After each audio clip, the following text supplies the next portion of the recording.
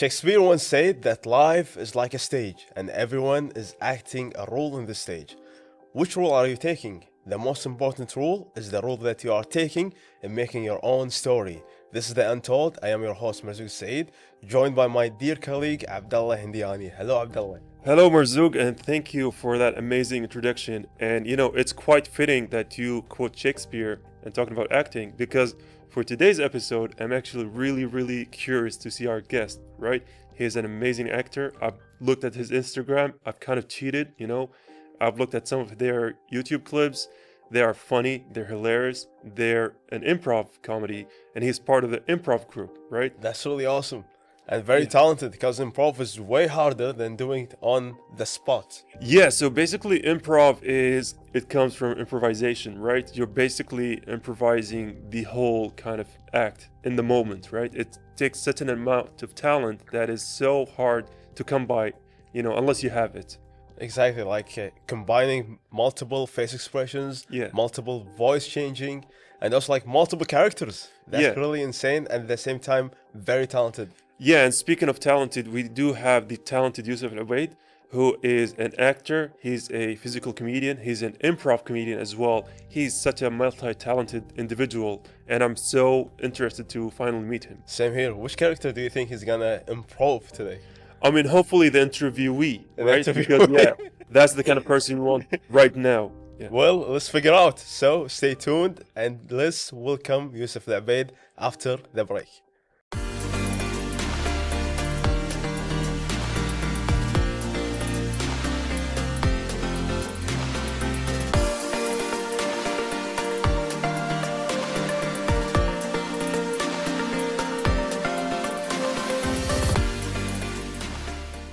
And we're back from that break. We're joined by Yousef AlObaid, who is an actor and a comedian improv. Thank you very much for having me. I'm Yeah, excited to definitely. be here. Welcome to the show, Yusuf. Thank you. How you doing so far? Good. It's very humid outside, but it's very cool in here. So It is, yeah. I feeling think cool. I think people underestimate how much the weather in Kuwait changes drastically. Because Oh, yesterday it was a little bit fine, but today is like so humid, Oh, or should we say dramatically? dramatically. Yeah, Talk about like dramatically, like before we start the show, you were doing like some improv by your like face, by your body movement and Oh, everything. yeah. So when did your love for performing started? I think it started at a very young age when I was a kid, and I was just stuck in my room most of the time after school. And VHS tapes were a big thing at the time. There were no streams and all that. So I'd watch the same movies over and over again. And I'd say my biggest first influence was Jim Carrey. okay. Jim And Carrey. yeah, he's been dubbed the man with a thousand faces. Yeah. So I was just in awe by his ability to just transform every time or change his voice or his body movements. So I was transfixed into that realm, and slowly but surely my face started to imitate. Like imitation Yeah. has always been a thing. I didn't know it was like acting. I didn't see it as acting.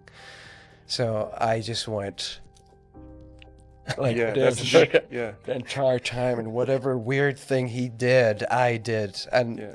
I carried that in Eid gatherings, family functions, to the Special point where occasions. yeah, and my parents were just like, "You need to stop doing that because it's just weird at this point." At least not today, huh? Yeah, oh yeah, I mean, I got paid a lot.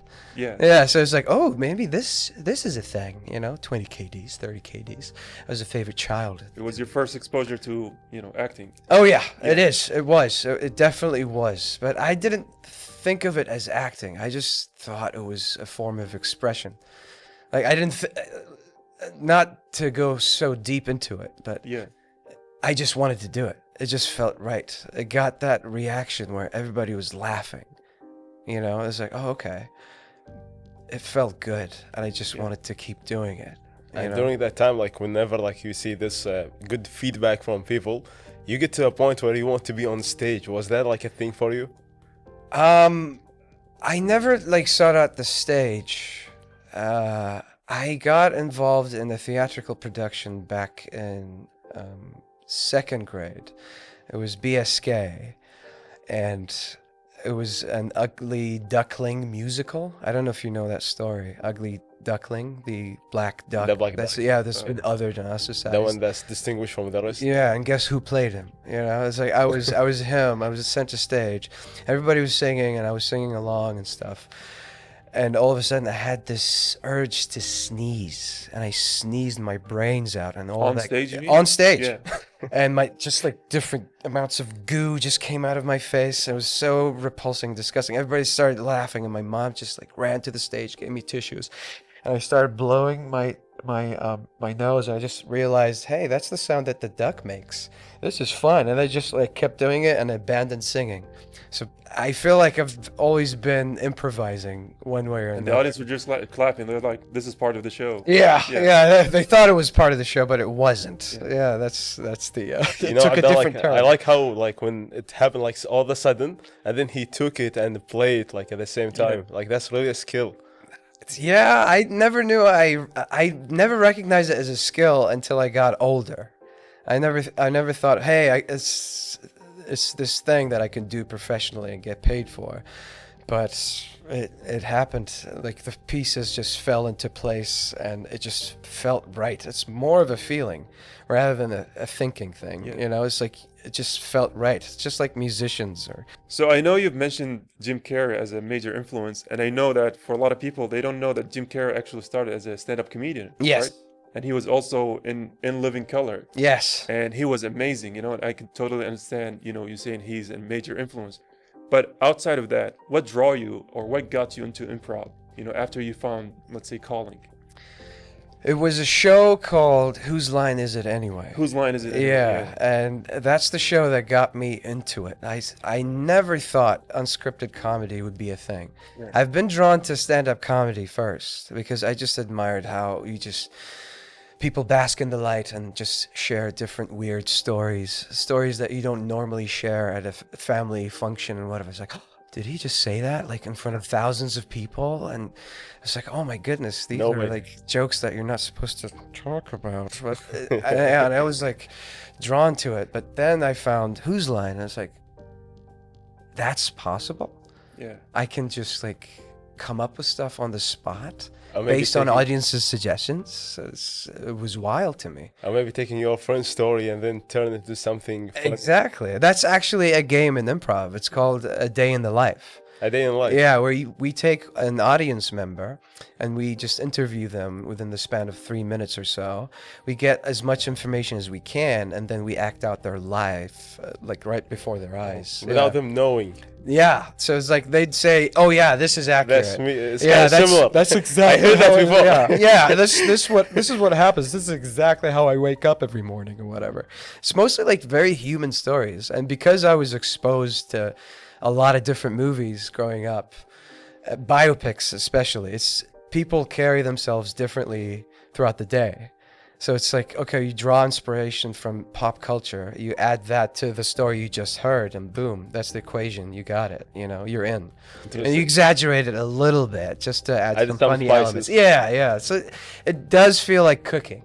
But I know, like in the beginning, you mentioned that you love Jim Carrey. Yeah. And he was like one of your favorite actors. Yeah. However, I know also like maybe you exposed to different characters at the same time. Oh, So yeah. what was the first character you played, and then you said, "This is the right moment," or "This is who I am"? There were mostly non-human characters. Non-human. Yeah, Like alien, ghost. aliens, ghosts, dinosaurs, mostly cartoons, Scooby-Doo, Looney Tunes, Tom and Jerry. But that's part of your improv, right? Yeah, it Okay, is. yeah. It is. It influenced this whole part of like changing my voice as well. It's other than Jim Carrey, I just do voices most of the time, like Mickey Mouse or SpongeBob or Yeah. whatever. You know, I loved exploring that world as well, and I did a lot of ads because of it, because of the ability of changing my voice. Was it like similar to the ability of changing your face expressions, or Yeah. which it one is like more stronger for you? Stronger for me, I feel like facial expressions. Facial. Like voice requires a lot of focus because you're changing your vocal cords. You're trying to sound like someone else, Yeah. and that's harder to pull off, you know. But at the same time, I've been getting like people who I haven't seen in a long time say, "Oh, I almost didn't recognize you because I shaved my face and I lost a little bit of weight, and well, not a little bit, but a lot of weight." And that helped me change my whole appearance. I have a lot in common with serial killers, which is very weird. Yeah. I tick off And the even your face boxes. expression right now. Yeah, yeah. It's just like it's ever so like expressive and changing. You all know, the like time. there is a high bounty on Abdullah. Yeah. I mean, it's a good thing that serial killers are not known for doing bad things, right? Yeah. Yeah, you got that. Yeah, I wish I could get away with it at airports, but unfortunately AI now is like detecting everything. Yeah. Yeah, it's like the color of your eye or your fingerprints and stuff. So You know, it's funny you say that because AI is so bad and so, monumental that even in the latest Mission Impossible movies, Tom Cruise is fighting against it. yeah. It's funny you should say that because growing up, Mission Impossible 2 was one of the first movies I saw of Tom Cruise, and there was that scene when he kept like changing masks. Yeah. That's how I feel most of the time, which is like insane. It's like you're adapting through a different environment. Yeah. It's that ability. It's like, oh my gosh, that looked lifelike, and that's what Jim Carrey does. So my mind just like connected these movies together somehow. Yeah. And there is that invisible connective tissue, non-tangible almost, where you just feel like, oh, okay, this can lead to that, and I can merge these worlds together, and that's how I come up with my like most of my pop culture references. So it's a very interesting point that you made. Yeah. And what you are sharing so far, very interesting. And I know like our viewers who are watching us right now, they are thirsty for more. So after the break, we're gonna continue.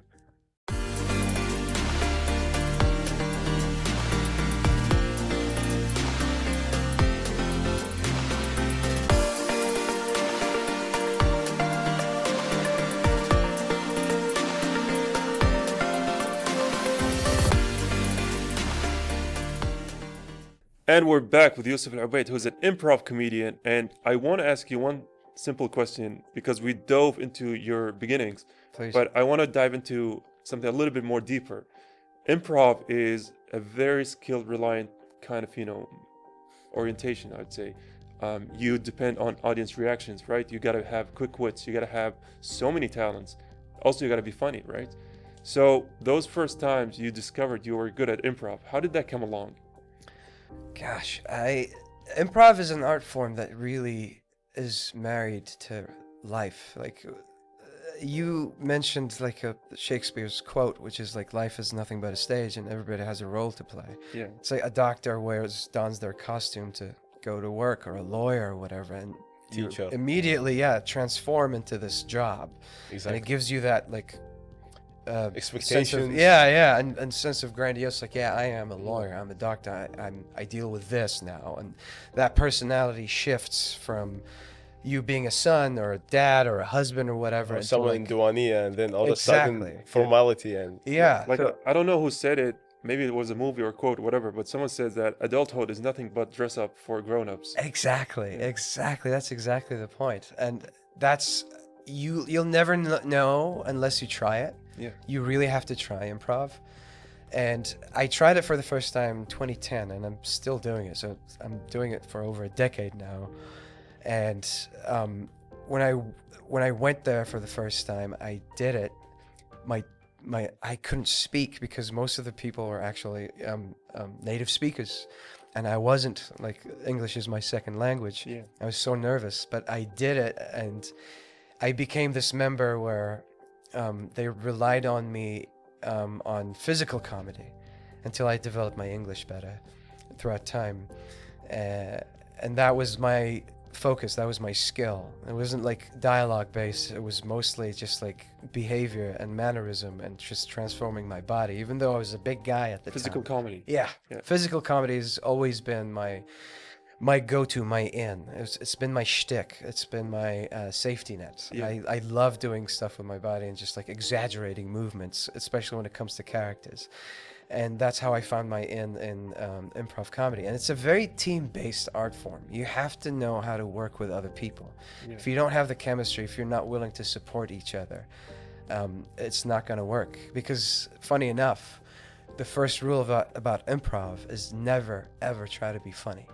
Oh, okay. that's when you fail, because people would pick up on it. It's like he's trying Like too you're hard. forcing it. Yeah. Yeah, don't force it. It has to happen. And the way for it to happen is if you focus on the relationship of characters within the context of the scene or the reality that you're building on stage. And you have to support your teammates. It's not about stealing the spotlight, it's about sharing the spotlight with your teammates as well. You're trying to make your teammate look good, and he's doing it or she's doing it in return, vice versa. Yeah. Because like people will look at the whole image, like the whole group. Exactly. Yeah. And that's always a good sign of a good group, is that no one wants to outshine the other, right? No one wants to be the star. 100%. You're all the stars. Yeah, Yeah. because you're building a story. Yeah. You're building a scene, and it doesn't work with improv. If you're trying to steal the spotlight or try to be funny, just go to do stand-up comedy. That's where you really shine, and the light is just on you, and you tell your stories or your scenes or whatever. And that's a good lesson, like to learn, like it is like teamwork that gonna make 100%. the work successful. 100%. Was there like something that improv taught you off stage about life, maybe about something else? Because sometimes, like when you in a role for something or like a profession that you are practicing, it can teach you something. Like a lawyer, he can learn more about people personalities. Like a fisherman, he's gonna have more patience. Oh yeah. So in your case, like what did the improv Oh my gosh. teach you? I have a very lengthy answer for that, but I'll try to summarize it as best as I can. There's a good thing and a bad thing. The bad thing, I'll lead you with the bad thing. It teaches you how to lie. Really good. And A white lie. That could be a good thing, right? Yeah, that could be a good thing. just to get away from situations. Use it like for a white lie. Oh yeah, 100%. It's a white lie. I wave the flag. But it taught me mostly how to work with other people, especially if you disagree with them. If you don't get along in real life, you can still manage to pull off a really good scene. And because you're not being yourself, you're being you're wearing a different skin, you're being a different character entirely. And the second important thing is to be observant. Observe. Yeah, like you really, like coming into a scene, you have to have a really strong emotional statement. You can't just start in the beginning or play strangers. That's one of the rules of improv. You walk into a scene, it has to start in the middle. Something had just happened. You're feeling a certain way, angry, sad, joyful, sorrowful, whatever it is. And your teammate will try to like at least flesh it out, build that scene. It's like, oh, why are you so nervous? It's like, oh, it's because we're about to go into the exam and I just like can't with my stomach, It's like, I'm about to burst. I have this whole IBS situation and I need to get out of here. It's like, and then you start to like work with that. It's like, okay, let's see where it goes. And why are you nervous today? Because I have a show in the Untold and I don't know how. I don't know how to be myself. Yeah.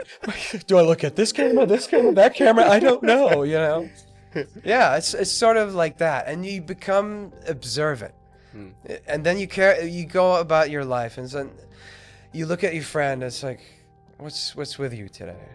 It's like, oh, I'm kind of nervous about my milche, or whatever. It's like, oh, That's my a good gosh. thing to be nervous about. Exactly. It's like, and then you start to talk about it. It's an organic conversation, and it's not scripted. Yeah. So you go back and forth. You share secrets with like.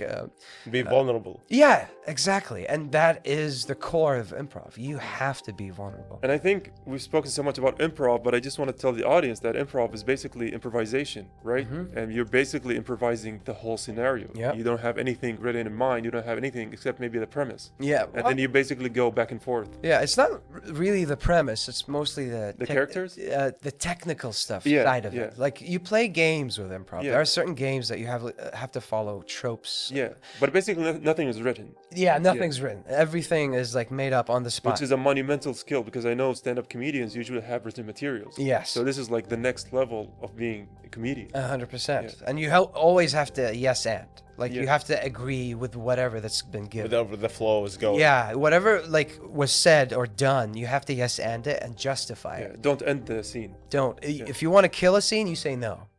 That's how you kill or block a scene. That's Was there like a moment where things didn't go well? Or like totally wrong? gosh, that's A lot, huh? that's just From where to improv in start, huh? general, yeah. Everything could go But wrong. was there like something really outstanding in that term? Oh gosh, it's A one. moment that you cannot forget about, or it was really like something huge happened. There's a plethora of moments where that happened. Where I remember I cut my knee open one time. In the show? Yeah, during the show. I didn't know. And it was so painful. And I didn't know what to do. So I just portrayed this character with a limp the entire time. And I turned him into a pirate. Like with an eye patch and like And a a power to talk to. Yeah, I was like, "Arr, hey, matey, I'm in a lot of pain, I tell you." You know, it's like, oh my goodness, I don't know what to do. But I felt that pain, and that pain just like computed somehow, and it made sense, and I gave it purpose. You know, it's like, okay. That's really awesome. I mean, very talented. Or crazy. Like to do like a moment Depends on within what like you're That's looking the show of experience, I'd imagine. At the time, I didn't have much experience. Oh, so Yeah. early on. It was super early. Like I'm prone to injury on stage Oh. all the time. Like when I go with the gang or the group, my friends who I like perform with all the time, it's like, don't get hurt. Yeah. Please don't dislocate your knee again or your shoulder or whatever. Because I used to just throw my body. Yeah, because like you said, you're a physical comedian. Yeah, I just like Chevy Chase is a good example. Chevy Chase. Yeah, he was part of SNL for the longest time, and he used to just throw his body all the time, suffer concussions and stuff. When he got older, he really suffered the consequences Yeah. because of his actions, and I don't think I'm ready for that. But The good thing is like last episode we like hosted a physical therapy. We can hook you up with it. oh, Yeah. perfect. Yeah. Yeah, destiny at this point. He's It's gonna, great. he's gonna look at the extras and he's gonna be like, "How are you walking?" And it's like, by the power of comedy. Oh yeah, how are you still a human being at this point? So you need like an oil change or Yeah. like a couple of parts. But no, it's one of those moments. But I'd like to think like I've been saved in scenes where I just froze and someone just came up with an idea on the spot and just moved the scene forward. And that's why I love improv most of the time, is someone else just like making me look good, and in return I pay the favor. Just going back to that point again, that was it'll always be my number one point to bring Value. up. Yeah, when it comes to improv. Priority. Yeah, that's the kind of experience that I cherish and treasure the most. And it in my- strengthens the relationship between you and your comrades. 100%. It just cements and solidifies our relationship on and off stage, really. Yeah. Yeah. And speaking of, your group and your career as a, heading goal, Yeah. what kind of role or stage or part do you dream of? That's the ultimate goal for you. Oh gosh, I don't know. Like, if I'm trying to audition for stuff abroad, Okay. just to like, I don't know, see if I have the chops, as they say. It would be like a super dramatic role, because I don't really do a lot of drama, and I'd love to do. Yeah. Like challenge yourself. Yeah, it And also- is a form of. Yeah, and also a lot of comedians have turned to be great dramatic actors. Like Jim Carrey, for example. Yeah. He's a great drama, Eternal Yeah. Sunshine. See, Robin Williams as oh well. gosh, Yeah. he's one of my other than Jim, it's Robin Yeah. Williams has always He's been amazing. Even as a dramatic actor, he just kills it. incredible. Yeah. Incredible. He really did. I mean, Good Will Hunting.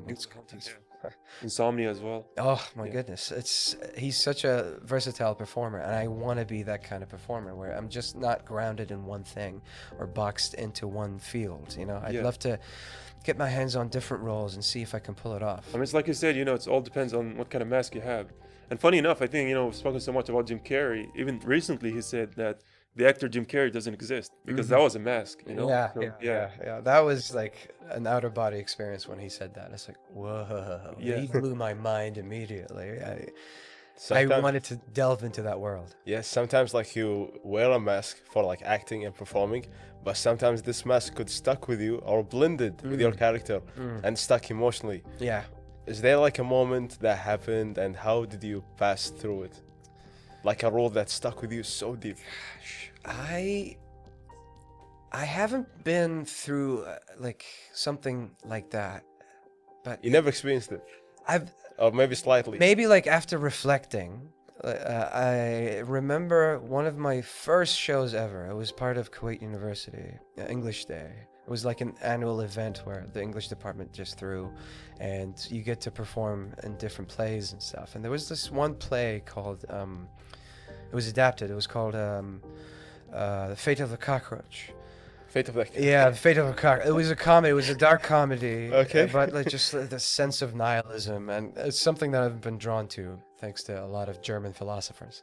But you can draw comedy out of darkness and pain, and I was drawn into that because one of Jim Carrey's movies, The Cable Guy, was a Cable Guy, It was a yeah. dark comedy. It Yeah. was a guy about a guy that never had any friends. It was underappreciated at the time, and now it's considered a It's a classic. cult classic. Yeah, exactly. And that play kind of mirrored that movie for me, in the sense where it was about a husband and wife, and they had this turmoil in their relationship, and all of a sudden he comes across these two cockroaches. One was dead, and the other was trying to revive him. And it's like he has this epiphany. It was like, we're all cockroaches. Yeah. We're all trying to survive.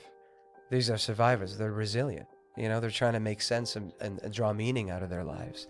Isn't that what we're doing? And it's so ridiculous in thought and concept that you can't help but go, huh, maybe he's onto something. Yeah. You know? And in the end, he tries to save his marriage. Yeah. You know? It's such a weird, It's a great thing. out of this world sort of concept. How Yeah. things going. Yeah, but it just worked, you know? I think that role stuck with me for the longest time, you know? And you know, speaking of such a profound experience, and I do want to highlight how, you know, impactful it was. Unfortunately, we've kind of run out of time for this show. I do want to dive way more into, you know, the mind of Yousef AlObaid, but we can't do that right now. Hopefully, really- in next. Yeah, hopefully there's episode. part 2, 3, 4, 5 Oh, until yeah, you know, until that'd be you're cool. like, oh, I'm done with KTV too. Oh, I can never be done. Yeah. I have a friend that works here. Okay. Yeah, he always like teases it. So I was like, "Ooh, is this what it looks like?" So yeah, I'd love to be back. This has been really, really cool. Definitely, we would love to have you again here in the Untold. And so, our dear viewers, wait for the next episode where we're gonna host again Yousef AlObaid further in the future. See you later.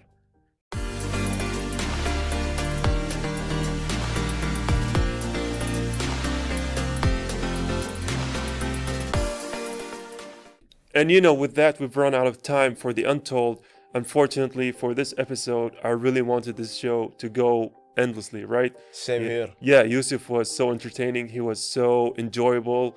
And audiences couldn't see what he was doing behind the scenes because it was more funny than whatever's on camera. Yeah, but they got some little snaps about his performance, about his act.